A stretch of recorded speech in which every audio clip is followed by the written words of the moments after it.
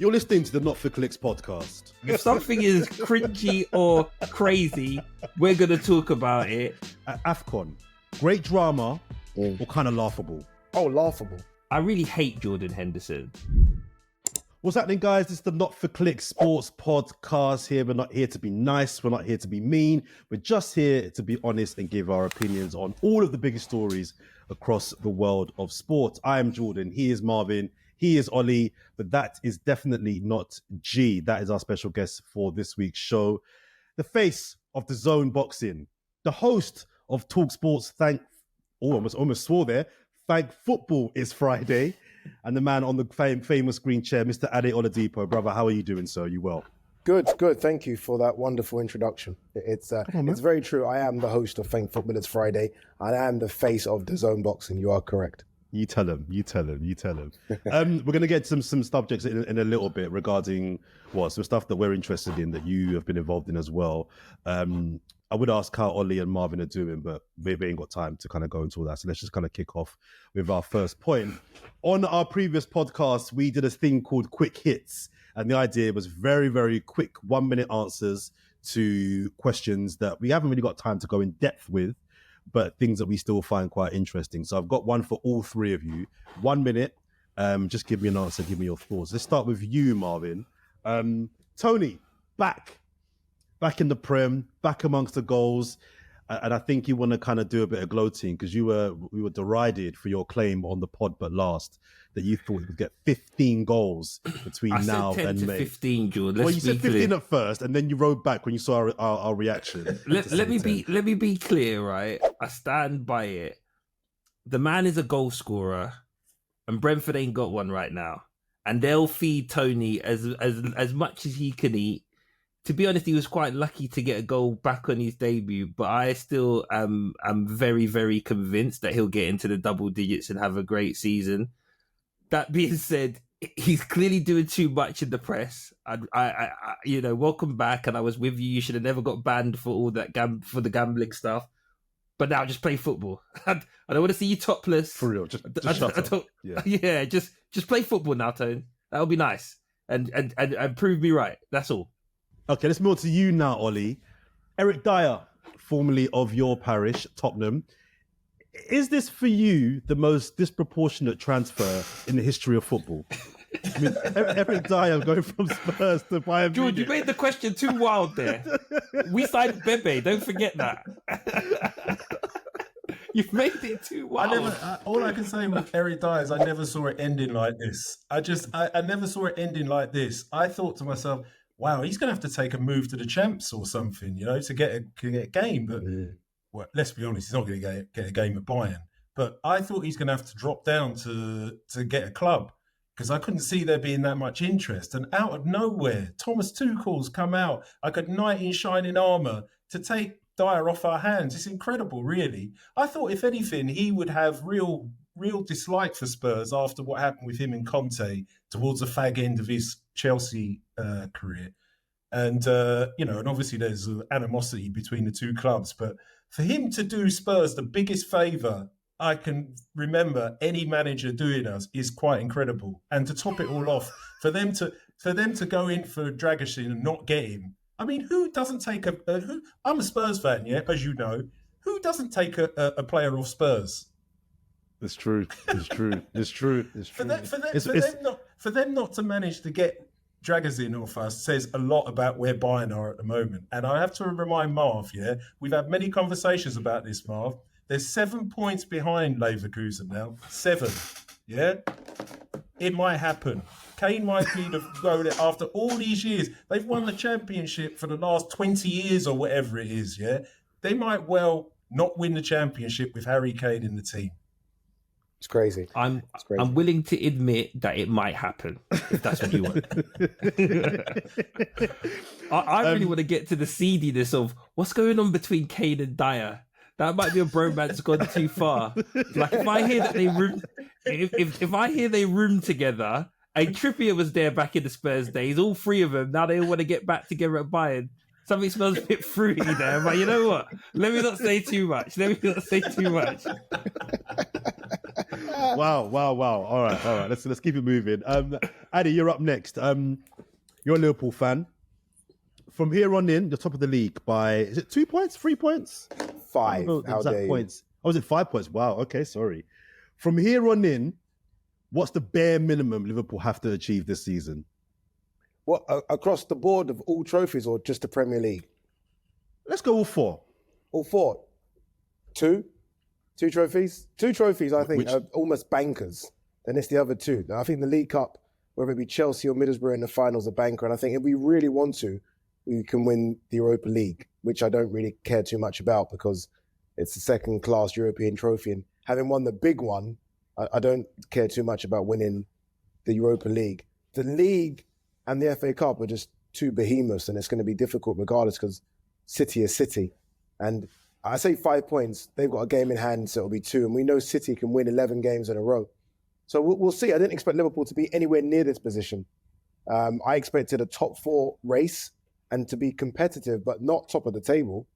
And top of the table, having lost only one dodgy game at Tottenham Hotspur Stadium. So it's been a good season. A strange one. I still don't think we've actually played that good, but all of a sudden, we're all deep in all 4 competitions, which is weird. That was impressive, though, on Sunday, though, Ade, wasn't it? It was. You know what? The second half. I thought you might have trouble at Bournemouth. Yeah. Honestly, Bournemouth are one of the form teams of the Premier League. And to go there without our 3 most creative players in Trent, Szoboszlai and Salah and still score 4 in just the second half is a big statement, especially considering that Arsenal put 5 past Palace the day before. So it's a statement win to City. But I still think City have to be favourites because City are going to do what City do. But I think Liverpool will be there very, very close right at the end, as we have been for, 4 of the last 5 seasons. All right, let's go into our first discussion, guys. And I think I'll stick with you, Ade. Let's talk about AFCON because I think the Salah talk and the Salah injury kind of feeds into this quite well. The first question I've got down here, let me stick with you, Ade. AFCON, great drama or kind of laughable? Oh, laughable. Very laughable. Oh, really? Yeah, laughable. You know, as a Nigerian, you always want to take AFCON serious. You know, it's a tournament we've won before, and our biggest rivals are there, right? They're all there. Ivory Coast, Ghana, they're the big ones. And then obviously the smaller ones, Senegal and Cameroon. But we always moan, Africans do, about the fact that the broadcasters over here don't take it seriously. The players don't. How are the broadcasters supposed to have any care about AFCON when it's clear the players don't? Anana decided to turn up late for Cameroon because he wanted to play another game for Manchester United. What? Your country call you up. You turn up 2 weeks beforehand like everyone else. Salah deciding, okay, you know what? I'm injured. I don't trust the Egyptian medical team. I want to go back to Liverpool and make sure they can look after me properly. It's just the whole thing is just a bit embarrassing, if I'm honest with you. I saw the way the media members, and the Africans are very different in terms of we're very emotional, very much similar to South Americans. But I saw the media members literally almost wanting to attack. This is the Ghana media members wanting to attack that Chris Hughton and stop the Ghanaian players coming through, which is crazy. I get fans doing it, but not members of the media. I just find it insane. And I don't know, man. Some of the players that are just decided not to turn up, players that have been picked and decide to turn up late, I don't know. I've always felt that a lot of the African players put club before country, and look, I'm happy they're still there. But I think we've seen so many instances over the last couple of weeks where players have decided, you know what, my club's more important than my country. And again, if we as fans are seeing that, broadcasters are seeing it as well. And that's why they jump on it last minute. No real big name broadcaster is out in AFCON. They've almost sent their secondary broadcasters to cover it. They don't care about it. And they don't care about it because I sometimes feel that they can see the players don't care about it either. Just to pick up from that point, I mean, I'm very, very careful to not try and compare or look at AFCON through the prism or through the lens of what we're used to here in Europe, right? So when I think of the quality of football, it's not particularly great. It's not amazing, but I don't want to do the thing of, you know, the Premier League is the greatest football and the Champions League and look at it through a European lens. AFCON is AFCON and it kind of is what it is. Same with like the attendances in the stadiums. I don't want to judge how Africans celebrate and build an atmosphere and how they turn up because there are circumstances as to why there may not be full stadiums there. They may Of course. celebrate in a very different way in Africa to how they do at St James's Park or to Anfield. So I don't want to judge what's happening there through the European lens. But as Ade mentioned there, one thing I think you can compare and can judge it, where I will judge, is the media. I thought the pictures and the videos that have gone viral now of the Ghanaian press, and there's probably some other African nation press amongst that as well, trying to almost attack the Ghanaian players and management team as if they're like some kind of low-rent fan channel, I thought was embarrassing. I thought it was so bad. And that's one area where I think you can compare the highest levels of professionalism. If you're a journalist, why are you acting like some YouTuber? I just thought it was embarrassing. Someone that works in the media, what did you think of how the Ghanaians reacted to what was, a really, really poor result and poor performance? But that, for me, I can't forgive that. Chris Hughton's been under a hell of a lot of pressure there, hasn't he, from the get-go? I mean, I haven't really followed exactly what all the results have been like before leading up to the AFCON, but certainly he's been under a hell of a lot of pressure. But still, you really don't expect the media to be, behaving as they were, trying to get at the players, trying to get at the, club officials, whoever they were trying to get at, and maybe trying to make a name for themselves. That's not what you expect. And it shouldn't be seen, really. But, I mean, even, I don't know, Jord, I mean, you said about the kind of you can't look at things through a European prism. But the thing is, even with the attendances, I think the attendances do matter, because wherever you are in the world, that kind of thing is what people judge is, any event on. If the event is packed, if the event is full and there's no empty seats, people buy into that. If you're watching if you start watching a match and the match is playing in a half-empty stadium, you're already tuning out mentally, I think. No, but I think that's a real problem. And I do the get point I was making was I understand. Go on. What I will say as well is I do get that maybe, the situation's different, people can't afford the tickets, but that's down to the organisers. That's the point I was going to make. That's down to the organisers, then, George. They should make it affordable, or they should make it accessible for people to go. Their whole point should be, we don't want this tournament played in front of empty stadiums, and they should be doing whatever it takes to make sure that doesn't happen. I don't think it's acceptable for it to happen over and over again, Jord. I'm watching the AFCON. Every tournament I watch AFCON is the same thing. I'm watching half-empty stadiums, and it's like being back in COVID times. You know that it doesn't feel right. It doesn't feel right for any major tournament to be played in front of half-empty stadiums, and that for me is a real problem. I get what you're saying, but it's a problem for me, Jord. I don't, and if you're trying to attract broadcasters, you're trying to attract interest from around the world in your tournament, but you can't pack the stadiums out. Why is anyone around the world? Why should they take any interest in a tournament that Africans can't be bothered, or what it looks like can't be bothered to go to, or the African organisers can't actually come up with some sort of scheme to make sure that their stadiums are full? And, in respect of Ghana, I just think that it kind of speaks to the chaos behind the scenes, really, because Ghana have been in trouble for quite a while in terms of, this isn't the first time that they've found themselves in this situation when they've had a really bad tournament. But still, there's no excusing that kind of behaviour behind the scenes from the media. It's a joke. It's a disgrace. Marvin, I know that you've kind of tapped out of the tournament because you just wasn't really impressed with what you were seeing. I mean, some of the results as well have just been really poor. And I know people will flag the Equatorial Guinea beating Ivory Coast, the hosts, 4-0. I mean, every World Cup or Euros, there's always a shock, right? There's always a minnow. I mean, Saudi Arabia beat Argentina at the World Cup and they won it. So there's always a shock at a World Cup. That's okay. But some of the big nations are just not they're just not represented properly. And the quality of football has been poor too. And that's what it is, Jordan, especially with Ivory Coast, the host, getting packed out as well, right? Like I'm all for a giant killing, but all the giants are almost dead. Do you know what I mean?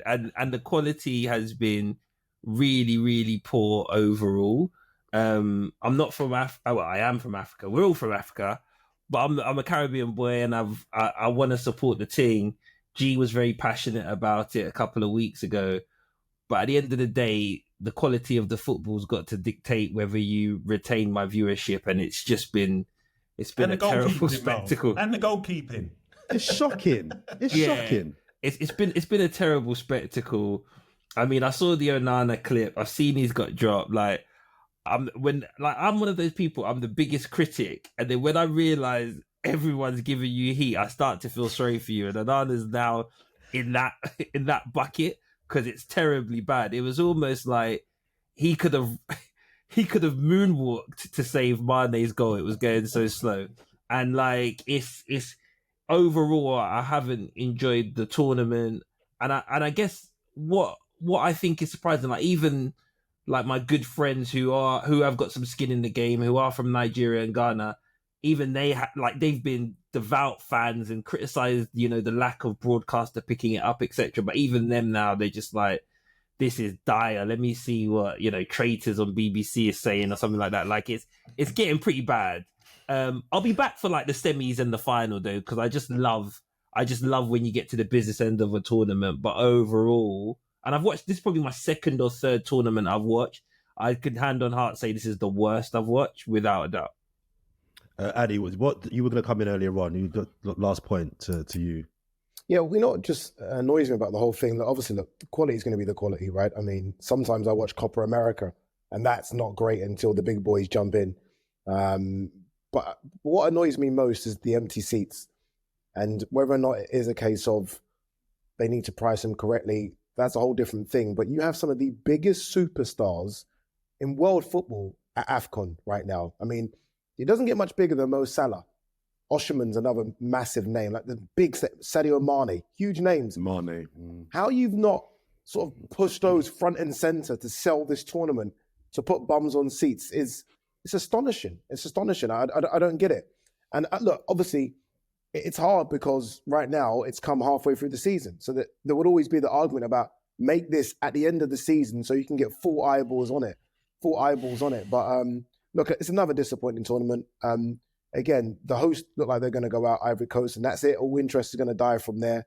But whoever organises AFCON needs to completely just press the reset button and start again. Because I feel like all these players deeply just want to get back home to Premier League, Bundesliga, or whatever. I don't think most of them even care to be there. Most of them want to get back to their bread and butter and not risk injury playing for their national teams, which is a disgrace, to be honest. All right, let's keep it moving, guys. Let's move on now to a big fight that's coming up. Anthony Joshua is fighting the MMA fighter Francis Ngannou. That's next month. What day is that at? March 8th. What day is that fight? March 8th. Oh, it's March. Okay, so it's a couple of months away. Okay. Mm-hmm. Ade, your boxing's your bread and butter. You know and have recently sat down with Anthony Joshua. Yeah.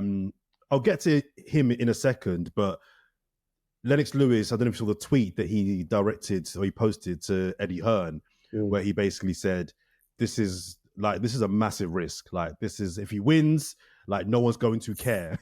You're beating an MMA fighter. If he loses, his career's done. And we've seen from the fight with Tyson Fury that this guy's not a chump, right? Yeah. Why are you risking it for this fighter? What's your position on this particular fight? And do you think it is a really, really risky career move for AJ to be taken? I don't think it's as big a risk as Lennox Lewis is saying it is. I was lucky enough to be ringside for for Fury and Ngannou. Ngannou's good. I just think Fury on the day was just rubbish, out of shape. Okay. Maybe didn't take Ngannou as serious as he should have. And like most of us, just thought it was going to be an easy walk in the park.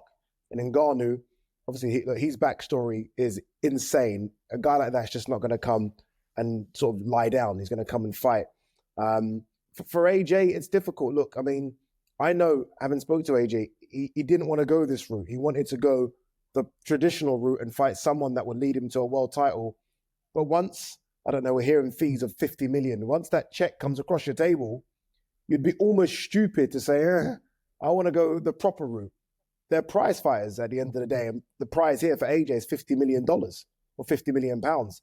I don't know any fighter that would turn that down. There's a reason Tyson Fury fought Ngannou because, again, his prize was around that a few months ago. Is that just gotta in take his the money. bin? Is that just going in his bin, Eddie? Or are we talking about the whole fight is 50 million? No, that's just AJ. That's just AJ. Wow. So AJ will make that kind of money. And although it's risk with fighters, you weigh up the risk reward.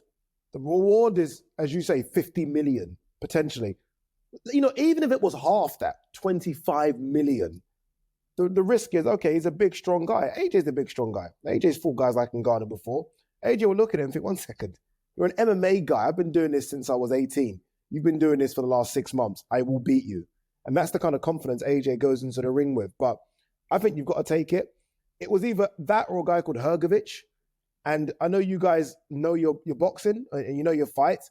Who would you be more interested in seeing AJ fight? Ngannou, which seems to have, for some reason, captured the public's imagination, or a guy called Filip Hrgovic, who not many people have heard of. It's an entertainment sport at the end of the day, and I feel like the build-up and the fight will be more entertaining than AJ taking on Filip Hrgovic. But Marvin, we come to you next now. Isn't that maybe the problem in the fact that those are the options, right? The fact that AJ, those are the two on the table. I know you love your boxing, but are you going to be paying for this fight? Jord, I've fallen so far out of love with boxing. It's not even real. Like everything Ade said is fine, but for me, the olden days, if AJ thinks he's back in the days, the big fighters used to fight the big fighters, right? Like only Wilder and Fury's ever got in the ring and mixed it. Wilder and AJ have dodged each other, followed the check. Wilder now looks like he's relatively finished. Usyk had AJ's number. AJ doesn't want to get back in the ring with him. Usyk should fight Fury. Instead, Fury fought Ngannou. And I think to Ade's point, it's just like, it's now, and maybe it's changed, but for me, I just feel as a fan, it's now no longer about bragging rights and being undisputed, being in the conversations with the legends. It's just about how fat can I make my pockets, and the way that the audience is consuming things is like, oh, there's an MMA fighter, that's interesting. And Ngannou's obviously fell out with the UFC, and he's just looking to line his pockets as well. There is just I have no affinity to the sport. I don't really pay for anything. I'll just go to some unsuspecting, putz friend who's still willing to pay. I'll go and watch it at their house. But I'm no longer there where I'm really deep into it, because I've just felt for a long time people can't make the maths work. They can't make the big fights that the fans want to see. And as a result, people are just trying to keep the money coming in with fighting YouTubers and do little gimmicky stuff. I have to jump across. I didn't expect you to jump across. Look at me coming to defense of boxing. You know what it is? There were 4 undisputed fights last year. 4. So that means literally number 1 versus number 2. The biggest fight last year was Crawford versus Spence. Arguably one of the biggest fights in decades. That happened last year. Yeah, I watched it. And you know the problem? I think the biggest problem for fighters, unlike any other sport on planet Earth, is that they make their money right at the end of their career. So their biggest money is right at the end, when arguably they're actually on the way down, because it takes so long to build them up and so long. Fighters at the start of their career are making, unless you are AJ, obviously Olympic gold medalist, most fighters in their first fight are probably making, I'd say about £1,000. Then it jumps to 5, 10, to the point where when you're about 32, 33 is when you start making millions. I am literally like Marv, and only because I'm in it now, I kind of see what goes on behind the scenes. So it's almost so difficult for fighters to turn down the easy money because they've actually made no money. They've actually made no money for their career. So when you then, right at the end of your career, when you're actually past your peak, you get offered 5 million, you've just got to take it. You've actually just got to take it because you've made no money. These are not like footballers on 100 grand a week at 17. They're not on that. Some fighters actually don't make any money. They have to sell tickets to generate income. But there have been some really, really big fights last year. I mean, Fury's fighting Usyk in 3 weeks for undisputed. It's taken a while to come, but that didn't happen 10 years ago, 15 years ago. There's no undisputed heavyweight title fights. But Ade, the money that they're making now, is that fan money? Is that me and you paying for it and wanting to see it?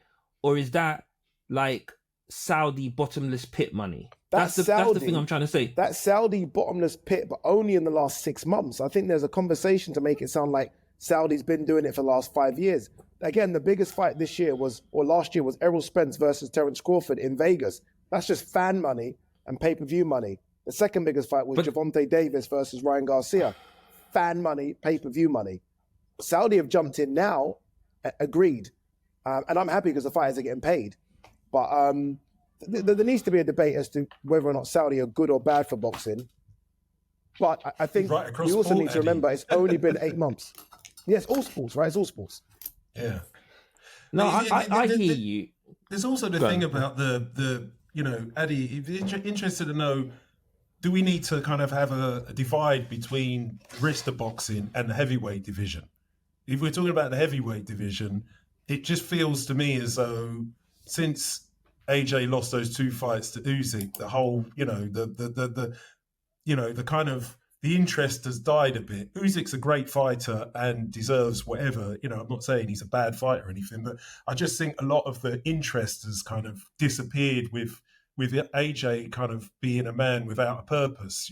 I just wonder if that's part of it as well. And then it's, as you say, it's taken so long for Fury and Usyk to get together. So we kind of been in this kind of nowhere land where AJ's got nowhere to go, and Fury and Usyk are sort of are kind of avoiding each other, or certainly Fury's messing around fighting people he doesn't need to fight. And then we get into a point of, well, what's going on with the heavyweight division? There's no interest there whatsoever. And as you know, the heavyweight division kind of drives everything, right? It does. You know what the thing is about boxing as well that I've realised? There aren't that many stars in boxing. Well, this is the other problem. And there really haven't been over the last sort of 15, 20 years. AJ came, all of a sudden we had a star who looked the part, right? All the muscles, he almost looked like a bit of a Greek god, spoke well, and we jumped on him. Before AJ, I'm trying to think who was the heavyweight super. There wasn't any. There wasn't. You have to go back another 15 years for Lennox Lewis, who, by the way, was never a star in the UK. And then you have to go another 15 years back before that for Mike Tyson. Boxing stars don't come around as often as we think. So boxing's an easy sport to kind of fall in love with and love out of because there aren't that many superstars in the sport of boxing. Thousands of boxers. Certainly not in the pay-per-view era.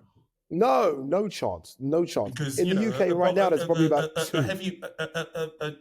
A world champion could pass you in the street, past the average person in the street, they wouldn't know who he is.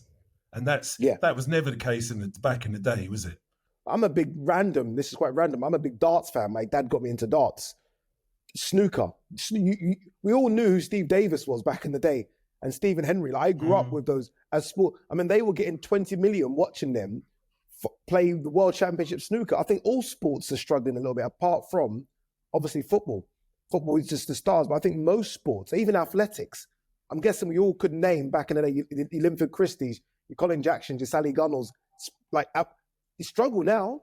You struggle to name about 3 or 4 athletes. I think most sports have struggled over the years. Oh, is that a slight jab at one of Ade's current employers because they've taken it off terrestrial TV? It's part. No, I think it happened a long time before. Long time. Yeah, Sky's been gobbling it up, right? But I mean, you got to look at that. Like, that's a very valid point because I remember. Ade, you remember BBC really tried to make Audley into the big guy, the big heavyweight, right? Audley, Jesus. Why did you have to go there, Marv? Why? They gave him like $1 million. They gave him like £1 million for 10 fights. They did. Yeah, they asked him to recite a bit of poetry after every fight and all that stuff. God, and the truth is, I might have to blame Audley a little bit for how it all went because BBC went, nah, that's it. We can't validate TV license money on this rubbish, right? Done. Sky's there, and then from then on, it's pay-per-view, and it was funny. Even some of the more sort of mediocre fights, I was like getting ready to tune in on Sky, only to find out, oh no, it's a pay-per-view one. Like all of it became pay-per-view to the point where the conversation in the group chat was, how is that made pay-per-view? Like what? It's horrible, love. Yeah, love, it's horrible. I agree with you. It's horrible. The pay-per-view thing is horrible. And it's just like, for fans on the edge who you're trying to tease back in, you're asking them to pay 25, 30 quid to come back in. It just doesn't make sense. People are just like, I'd rather just wait for the Instagram the next day and see the highlights. Do you know what I mean? Like I feel like where we are. The Zone and Sky. Here we go. It's perfect going to for be a them, Marv. pitch. No, not at all. No, not at all. I feel like the Zone and Sky need to almost do like a focus group. Like, it's easy for me. I'm a big boxing fan. So I will, as I just mentioned, I'll say, oh, there were so many undisputed fights last year and this one, that one. But I'm a boxing fan. It's easy. People like Marv, who obviously knows he's boxing, but is on the periphery. I think companies like the Zone, Sky, and others need to find out why people like Marv think it's crap right now. Like, what can be done? Because obviously it's not what it used to be. Like, I used to watch it a lot. I used to be on ITV. I grew up on Nigel Benn, Eubank, and Prince Nassim Hamed on ITV. That's what I grew up on. And obviously it isn't the same anymore. So there is a big problem with the sport of boxing. And that's why Saudis come in and they said, I'll take all that. And I've just taken it. Easy. Didn't Channel 5 try a thing as well? I think they still do. Once every 4 months with Jeanette Quatchin, they're trying it. The thing is, though, big up Jeanette. The one thing that I can't big up Jeanette. I can't criticize the broadcasters for is you can't make characters, right? Like you can't turn people into things that they're not. Like I can't remember what fight was I watching recently. It might have been Joyce. One of them when he's fighting Jarrell, the baby. And he was talking about Dubois, Jarrell Miller. Yeah, Dubois. Yeah. And he was like, I'm the daddy. And he tried. It was embarrassing. It was embarrassing. He tried his hardest. He tried his hardest. You know for a fact, he was probably in a meeting the day before with some post-it notes going, this is what you got to say, because he's the baby. He couldn't deliver it. And when think of like those natural entertainers, like Nassim Hamid got me off my seat. Do you know what I mean? Those sorts of people, if they don't come about, they don't come about. And it's actually... When you think of the Mayweathers, even the McGregors at UFC, part of it is their fighting technique and their skill in the ring, but part of it is just the razzmatazz they bring. Even AJ, I think, isn't really bringing it. And even with AJ, as he's had a few defeats, you're starting to see a bit more of a villainous side to him rather than that, like, you know, Colgate smile, good for the sponsorship stuff. So there just isn't enough characters in the sport. And you can't manufacture that. You've just got to wait for the next wave. It's almost like, you know, the golden generation for England football. You just got to wait for that next wave of people that's going to bring people to back to the TV sets. I think sports stars are a bit scared to be characters now across the sports because people will attack you immediately. I think most sports stars don't want to be themselves anymore in general. Fair. Yeah, as opposed to what they were back in the day, like Gaza's doing madness. As much as people laud Gaza now, if Gaza was around social media, he would have got destroyed.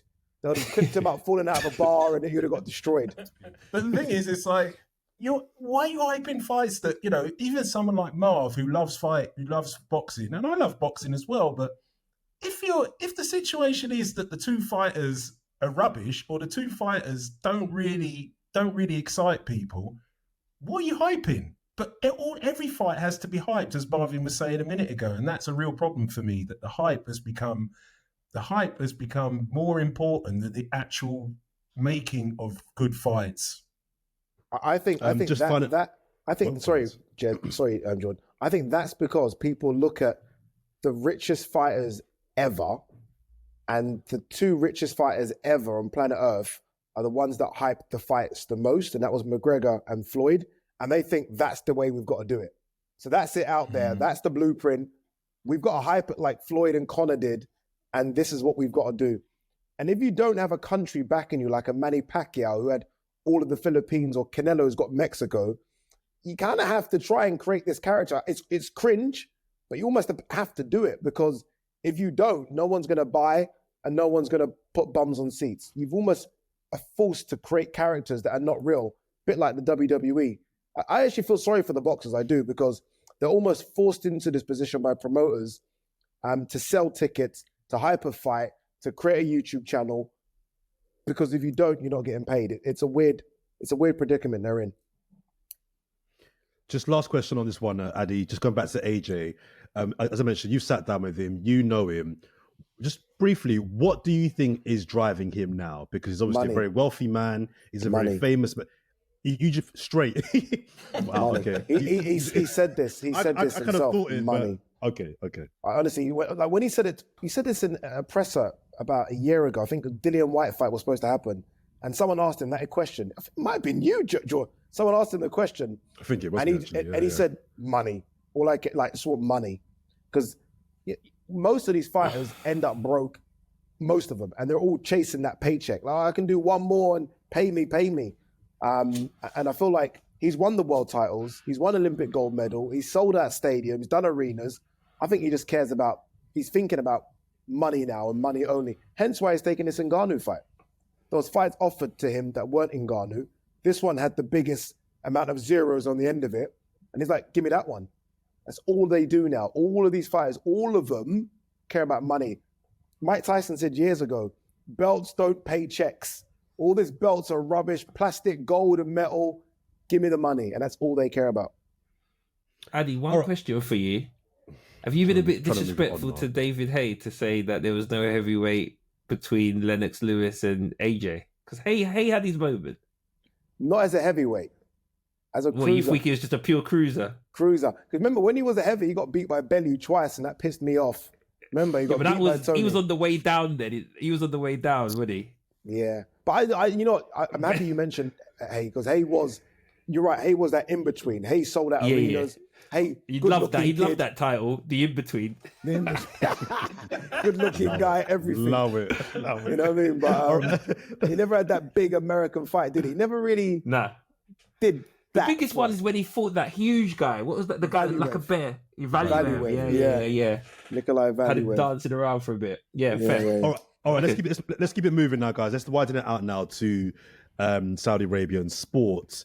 We've discussed this on the pod before. It's very clear that they are trying to make themselves the home of all the biggest sporting tournaments on the planet. I'll come back to you again, Ade, because you've been there. You've been there a few times now, Saudi Arabia. You've been to the Middle East a few times in the last few years covering boxing, but let's kind of broaden it out to all sports. Do you get the feeling, Ade, that when you are there, when you touch down, you are in a country that is or is close to being a country that lives and breathes sport, in the way that when you go to Australia, they are known for a nation. Sport is big there. The UK, the US, even Spain, where it's the fabric of the country. Not just we like sport. Like no. This is a sports country. Are you feeling that on the ground when you get there? And if so, what are you seeing and feeling that makes you think this is going to be another mecca for international sport? No. The answer is no. I don't get that feeling. I mean, I don't, especially when you compare it to those countries you just mentioned. I mean, those are sport-rich countries, right? Countries that have produced incredible sports stars, and then eventually your kid grows up and wants to become that person, and it's almost like a ripple effect. They're not there for that yet. No way. It probably won't happen in our lifetime, if we're being honest. But having been to a few events there, I will say this. Look, I mean, the Fury and Ngannou one, I mean, they sold out 20,000. I don't know if they're giving away tickets, and a bit of that happens over here. That happens everywhere. So there's a bit of that going on. But I don't think they're not creators of sport, are they? They're buying it and having it over there, as opposed to we are building this. And so I don't think they're there for that yet. But I will say this. I mean, a few people have spoken about how bad the atmospheres are at their events, and I think we're still trying to find out what kind of fans there are. I was lucky enough to go to Japan and cover boxing, and they love boxing, but they're kind of a weird fan base who don't make any noise. They just clap. So I was like, okay, that's what kind of fans you are. And then you've got the UK fans who have a drink and go crazy. They're, so frothing at the mouth and go mental. So I think it's almost just trying to understand what type of sports fans they are and how they take in their sports. They're not the loudest. I don't think that's an embarrassing thing. Again, go to Japan, who love their fighting sports. They don't scream and shout either. There's almost this weird respect thing that they're watching art, so be quiet like a library. So I think it will take time to understand what kind of sport fans there are. But look, they're spending a lot of money. They want sports. They're almost fast tracking their development. But I don't think they're going to be anything like the countries you mentioned at the top. I almost feel that's impossible. The complex is impressive, though. The little, you got for the undercard, you got one ring and one setup, and then you got the main event, and then they have a little, for me, the the Saudi money formula works for boxing. To Ade's point, like, those are the two best fighters. Let's have them over here, and people will watch. Whereas football, I think, is a bit different because that's an every week thing. How are you going to get us, like, lovers of the Premier League, watching it? All right, buy some of the best players and pay them a king's ransom. You started with that, but you got like 2 stars versus like another 9 who probably wouldn't make it in League 2. Their stadiums are empty as well. I think football's a much harder formula to perfect and get that sort of fan base and the viewership consistently week on week. But boxing makes perfect sense. Formula 1 would make perfect sense, like where it's just an event and go, where you can put all the money into it and make it a really good spectacle for that 1 week of the month or the year. But football, I think that's just a ploy to get the World Cup, and then it will fizzle out, a bit like how, you know, when China did it for a bit as well. And Ollie, what do you make of a lot of these footballers that have they're coming out now saying they want to come back to Europe? We've seen Henderson; he's now moved to Ajax. Laporte, although the quotes that I saw, because the headline around Laporte was he was bashing the Saudi league and it's rubbish over here, and the quotes weren't quite that. The quotes were just like, it could be better. It's not quite what I thought it was. The quotes didn't quite match the headlines that were coming out from that. But the general idea that footballers have gone out there in the last year, do you understand? Because my thing is, what did you expect? Like, and how bad can it be if you want to come back, sort of thing? But what have you made of these players, the Benzemas, the Firminos, that are at the bare minimum, they're muting that they want to come back to Europe? Well, with Henderson, the whole thing kind of, I don't know why Henderson doesn't just front up and say, yeah, I went there for the money. A bit like what Ade was saying with AJ. You know, just front up, man. Don't be telling me all this stuff about how you think you're going to go over to Saudi Arabia and change the culture over there. Jordan, that's not happening, pal. That's not happening. Do you know what I mean? They're not interested in your views. You're going over there. You're going to live the way that they want you to live. You're going to take their money, and then you're going to come home. That's how it should work. Yeah. You can't be saying you're going to go over there and you're going to hope that you can change the culture. So he must have believed that, Ollie. He must have genuinely believed that. He must have believed that. He must have genuinely thought, I can go over. Stop it. Well, he's come back. No, he didn't. So he must have didn't genuinely believe anything. Jordan, he didn't believe anything. He didn't believe anything. He had to say that as Liverpool Western at the time, vice captain of England. He had to say that. Yeah, of course. But did he? And the thing is, could he just said, I'm going to secure my family's family. The thing is, Jordan, I just wish everyone all around, not just Henderson, but even the people who say that they're so disappointed in Jordan Henderson, the people in the LGBTQ plus community who are so disappointed. I got to tell you, if you spend your time thinking that footballers are going to be your allies, yeah, you're going to spend a long time disappointed in your life. I really hate Jordan Henderson, and the fact that everyone's saying, be true to what you were saying about that community. Like, Jordan Henderson just has a fantastic publicist. This whole captain of captains narrative that they pushed back in the days when COVID happened, he was like, we've got to do right by this, we've got to do right by that. The minute money came knocking, the minute Saudis went, Jordan, come on. He was like, what? What about that community? Oh, I'll see if I can change it from the inside, but no promises, right? Like, he did a full 180 and you saw the fiber of the man, right? And I don't want to hear none of this, his legacy. His legacy is cash. He's like every other footballer, and now everyone can see it, right? And the fact that he's gone to Ajax is just because, as much as he loves cash, he wants people to still watch him. He still wants to get picked for England. And he realized he needed to double back. But nobody pushed this narrative of this man full of integrity. This is a man like most other footballers who are just after cash. And he couldn't wait to drop the LGBTQ plus community as soon as the money came knocking, right? And they were right to criticize him because they could see that he used them to elevate his platform. He was probably thinking, what do I do outside of football? Let me get everyone on side. But he went, oh, Jordan, his agent gave a call, said, there's another paycheck over there. and things change. So let's not give him too many flowers. In fact, I would say he's the worst case, because at least the rest of them are upfront about the money. He tried to put a spin on it that nobody's buying.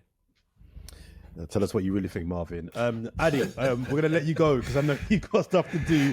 Just before you go, though, where can people find your boxing channel? We'll put a link in the description. Oh, wonderful. The Green Chair. Ade Oladipo on YouTube. Please. I stopped and started again. I burnt out. I've done it 7 years by myself, talking to my phone. And I thought, let me just stop. But we've started again. Did a few videos. We're going to just sit down with Eddie Hearn in a couple of days as well, which should be fun. So yeah, Ade Oladipo for all the latest on boxing. It sounded like we got Ade in to replace G. No, G's away. G's busy. That's the reason G's not here for listeners and viewers. We didn't get Ade in to kind of replace G. No, you can never replace G. We had lots of negative feedback about G. Yeah. We had lots of negative feedback from G, so we just tested a few people out just to see if we can. Just to be clear, Ade would have been here anyway. Yeah, it's not G's been subbed out. But like, debatable. Just to be clear, yeah. Debatable, Jordan. Jordan doesn't represent my opinion. I just want to be clear about that.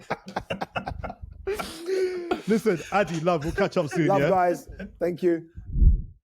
Yes, a big up Ade Oladipo. Go check him out across all the socials. You catch him on his Friday night show, Talk Sports. Thank Football. It's Friday, 7 till 10, I believe. And he's got his YouTube channel, as he mentioned there, the famous Green Chair, where he does all things boxing there. So any boxing fans, go check him out. All right, let's go on to now our documentary. As we mentioned, every week we'll be looking at a sports documentary and just reviewing it and giving it a rating at the end. This week, we chose a documentary on BBC, being Lewis. Is it Lewis or Louis? Lewis. Being Lewis Rees zammit. He is a rugby union player, a winger for Wales and, well, it was Gloucester. Oh, he was. Well, he was, yeah. And the documentary, it kind of talks about his ascent from being a hot prospect, getting a big contract, representing Wales, playing the Six Nations. And then the plan and the goal is to try and make him leave the sport completely and go over to the NFL. Marvin, thoughts? You're NFL man. Well, let me start with just being an annoying person and say he will not make it in the NFL. I want to call it early. I want to make sure everyone knows that. But essentially, for me, Jord, I didn't know much about him before watching the documentary. It was typical BBC puff piece, actually. Bar a few injuries, it was like the sun shined out of his backside, parents, agent, he could run as soon as he could walk, all of that jazz. I think the only irony of the documentary overall is just the fact that after really rugby union putting him on that pedestal to be the next face of the sport, he's decided, no, I don't want any of this. I'm gonna hightail it to the NFL, where his chances of making it are so slim. That shows the difference in earning potential and followership, that somebody that could be the face of a whole sport would rather take a punt and go and walk on an NFL football team for training camp. So overall, kudos to the BBC. They made me think rugby union was going somewhere, and Lewis just snatched that away after filming. So I don't know if that's the outcome that they wanted, but not my cup of tea. And if I'm honest, it kind of makes rugby union look a bit more embarrassing, the fact that somebody's willing to make that decision. I was going to ask Ollie that question. Do you think it's disrespectful to just transition from, a big sport, rugby's a massive sport, and just think, I could just move over to the States and start playing American rugby over there? I think it's, we got to look at the context, really, and Welsh rugby is in a really bad place at the moment. Had a terrible year last year with a number of scandals, sexism scandals and misogyny and then there was contractual issues with players not getting paid, or they hadn't sorted out the contractual kind of terms for the players to play for their clubs and to play for Wales. And, they went into the Six Nations last year with this, hanging over the whole squad. And there were players, there was talk of a strike and all the rest of it. So I think that Rees Zammit has kind of looked at that situation and thought Wales ain't doing much anytime soon. And if I am going to try my arm at NFL, this is probably a good time to do it. And if it doesn't work out, I'm young enough to come back to rugby and have a go, and resume my career in that. But the problem is that he's probably lost a lot of, I mean, the documentary shows that he was really, he was a golden boy. So I think it's going to be difficult for him. It's not going to be an easy, once, as Marvin says, he does kind of he falls on his skulking face. back. He's flat on his... He comes skulking back to this country, or comes back to Wales looking for a route back into rugby. I don't think he's going to be welcomed with open arms. But that's my thing was, it was an interesting doc. The doc was made just before the World Cup, and that was why it was interesting to me. And also the fact that we've got to think about the audience it's trying to aim at as well. It was, when I saw it, I only caught a glimpse of it a couple of months ago, and it was on BBC Three. So they're probably going for that younger audience as well, who don't, it's not really, they're not going to look for deep meanings and profound statements as we might want to see. We might want to get a bit more depth from our sporting characters, but maybe young people will be more interested in the story that the BBC put out about Rees Zammit. But yeah, I just so I think that's the context. The rugby, and rugby generally is in a difficult position at the moment. We only just yesterday saw Owen Farrell now has decided to go and play his rugby in France, which means that he's not going to be available to play for England. And you've got Rees Zammit has now gone off to NFL, and even within the sports documentary kind of arena, the issue there as well is the fact you've got Mud, Sweat and Tears, which are supposed to have basically, giving you a warts and all kind of documentary series on the Premiership rugby, on club rugby in the Premiership, got cancelled after 2 episodes. So now you've got this new documentary starting on Netflix, which is Full Contact, which is starting this week. So it's another stab at trying to make rugby interested and give it the Drive to Survive treatment. But it just seems that rugby doesn't have the interest that other sports do, and they can't even get to a point where they can kind of interest newcomers into the sport as Formula One has. So it's a worrying time for rugby in terms of how they kind of move forward from where they are, and the kind of the story with Rees Zammit is another disappointing or kind of worrying trend for them. Yeah, let's give it a rating now, guys. I tend to agree with Marvin that it was definitely a real puff piece. They kind of, I think his agent at one point referenced him as like a transcendent talent, and I just thought, easy, like, yeah, he's a kid. That's a well, and also the fact that transcendent talent in sport for me, like Rory McIlroy is a transcendent talent. Like people across all sports, not even Rory globally. McIlroy. A transcendent talent is someone like Muhammad Ali. He's a transcendent talent. There are people who kind of, who are. I mean, does McIlroy transcend his sport? Do you think? I think that I think he's like bigger than Ali his sport. transcends his sport. Or even Manny Pacquiao, was mentioned earlier by Ade. Someone like that transcends his sport because he went into politics and all the rest of it, and he's got. Okay, well, my definition is more so someone that is, you could argue, is as big as their sport. When you think of them, you think they are the sport. Tiger Woods, these are people. But anyway, they labelled him that, and I thought to myself, whoa, that's. I know you got to big him up a little bit, but it's a bit early. It was like a personality, isn't it? Way too early. Lack of personality from him as well. They all seemed a bit too doty as well. I was like, steady on you. He's like half your age. Just be his agent. You know what I mean? Keep it moving. It's a bit too familiar, wasn't it? All right, let's give it a rating. We're going to rate it based off of how we thought from a documentary perspective it was shot and how it looked. Would you watch it again?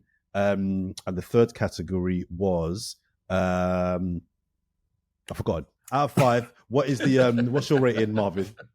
I'm gonna give it 1 click, man. Oh wow! I'd never watch it again.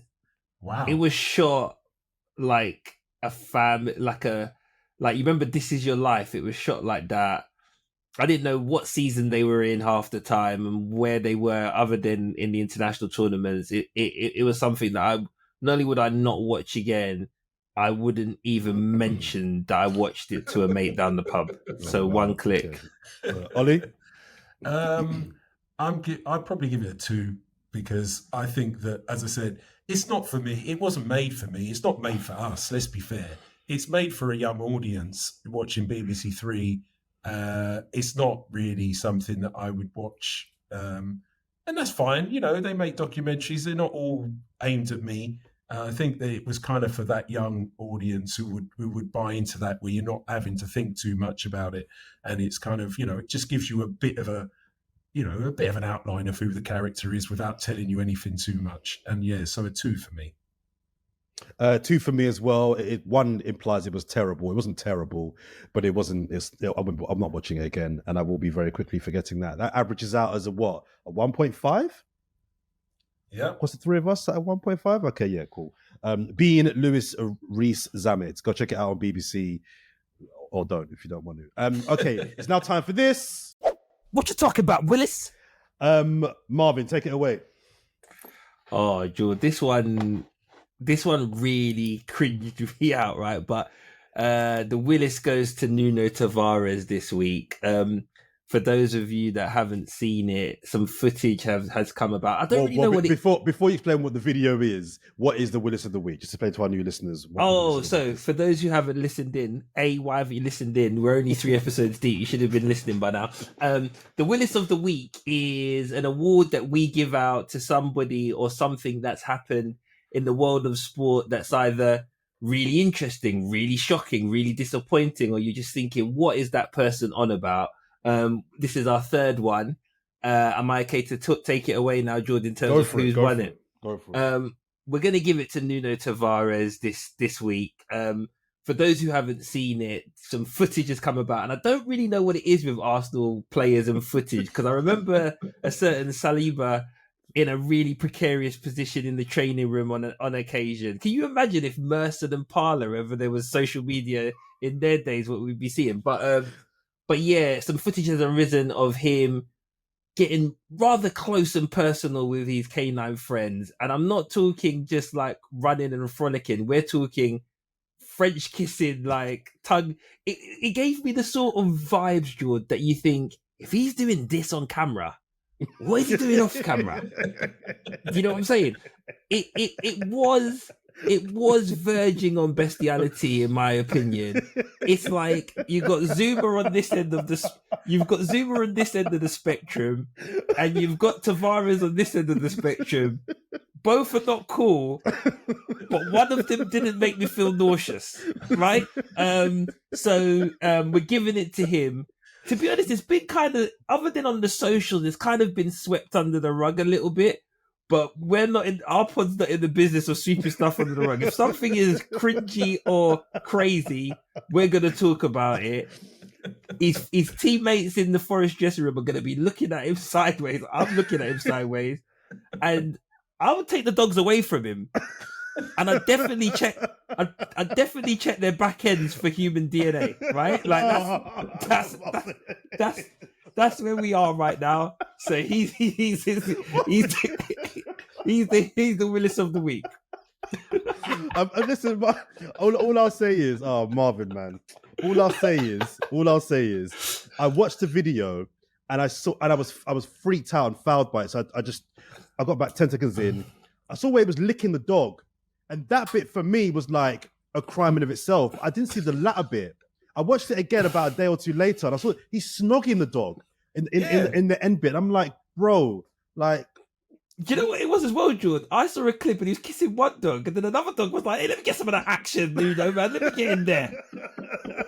Neglecting me, man. And you know what I'm saying? I'm telling you, no one can tell me that they've looked at that footage and thought, that's as far as he's gone. No way. So yeah, Willis of the week for him. He's been linked with a transfer to somewhere as well, and I wonder if the timing's a coincidence. Arsenal saw that and just thought, yeah, you're not for us. Because Arsenal have got a dog called Win. They've got a dog at the club called Win, so they're probably trying to protect their own canine. Anyway, all right. So Tavares, you got the Willis of the week, gentlemen. Marvin, Ollie, it's been a pleasure as per usual. Don't forget, we are across all the socials. Instagram, we are on Twitter, we are on YouTube. Subscribe there, give us a click.